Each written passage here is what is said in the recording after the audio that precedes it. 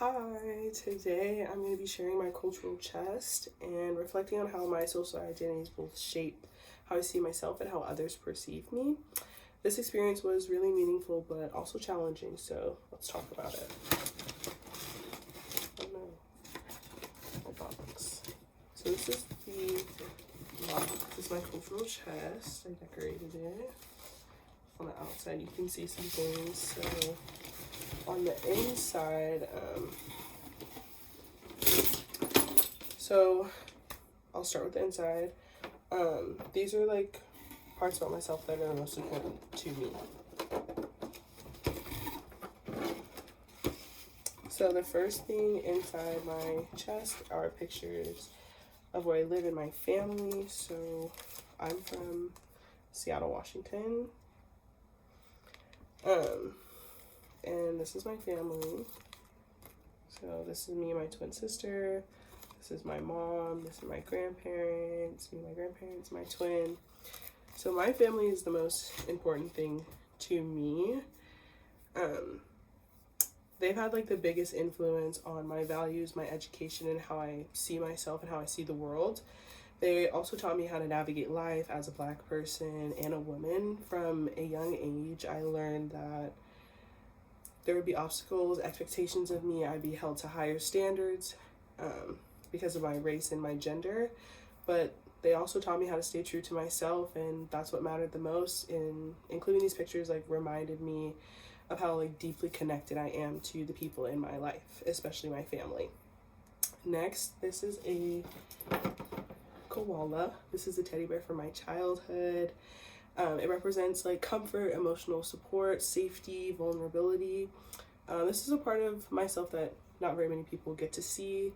On the outside, I'll talk about the outside, but on the inside, like I am very soft, very vulnerable, and as a woman of color, like I'm always expected to be strong and resilient and composed, and this is like represents like when I can let my guard down, and when I'm comfortable, like I can show my vulnerability. So this is what that represents. I also included the bisexual flag, if you guys didn't know what this is. Pink, purple, and blue. I am in the LGBTQ community and I feel connected to those spaces, and other times I feel like I need to carefully like navigate outside of those spaces. I do live in Washington, which is very inclusive, but like outside of my bubble, I have to like navigate how these people may respond to like this part of me, and it's hard for me to share. So this is something like that's inside that I keep to myself generally, because you never know how people are going to react to sharing this about yourself. Another thing inside of my chest is faith. This is like a little sign that sits in my room.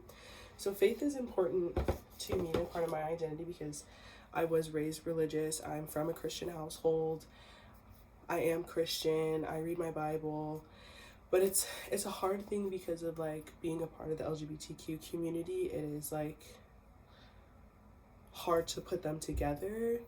But on my beliefs, like I believe, I can have my faith and have my purpose and walk my path and still be a part of this community.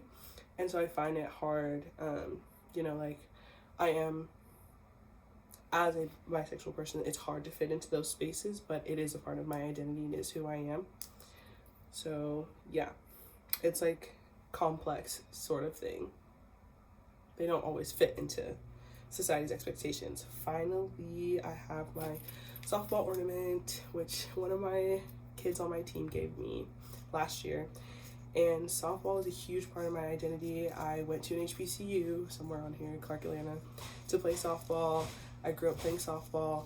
It is just who I am as a person. I coach to this day. I coach high school, I coach middle school, I coach youth. Like, it is a core value of mine. It taught me discipline, confidence, self-assurance, resilience, grit. Like, it is a foundational part of me. So softball is just who I am. Okay, so like together all of these show my identity is like built at the intersection between family, faith, being an athlete, and my sexuality. On the outside of the box,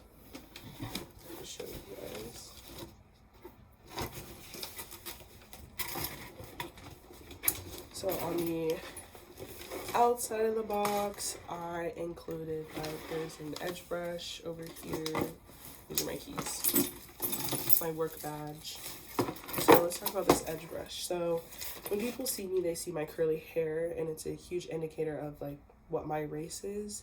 So it just is a visible marker, and it also shapes how people, you know, view me. Like, curly hair can be seen as unprofessional. It can be seen as whatever stereotypes people like to put on it, but like, it is a part of me, and it's something that people can recognize when they see me. And I love my curly hair. I also included a mirror. It's off the side, it fell off. I included a mirror, and it just reflects like my appearance. Like, every day I look in the mirror, I'm Black, I'm a person of color, and it shows like my self-awareness of, like, you know, stereotypes that I don't choose. Like, people look at me every day and they're like, oh, she's Black, and they can make up whatever biases or whatever stereotypes they have in their head, like, upon first glance. So my mirror symbolizes self-awareness, self-surveillance, you know, develop as a reaction to racism. Another item is my work badge. Pull that out. The work badge.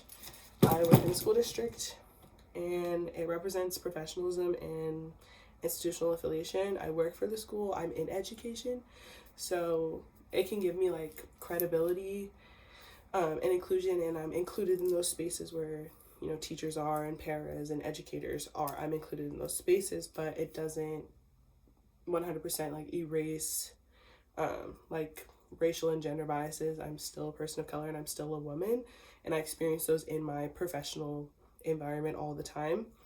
And it just reflects how like institutional, like, being a professional doesn't automatically like eliminate me from oppressive forces, even though like even though I'm young and educated and a person of color, and I've worked my way up and I built these foundations and I have all these credentials. It does not exclude me from facing oppression. And I also have the female symbol and the word confidence. So these represent gender norms and like how I'm perceived. Like, confidence, especially for Black women, is often misunderstood for an attitude or hostility or aggression. And it just shows how like my race intersects with how behavior is judged differently depending on who is displaying it and who is expressing it. And as a woman of color, like, I will always have confidence, and being a woman is important to me, and it is a part of my identity.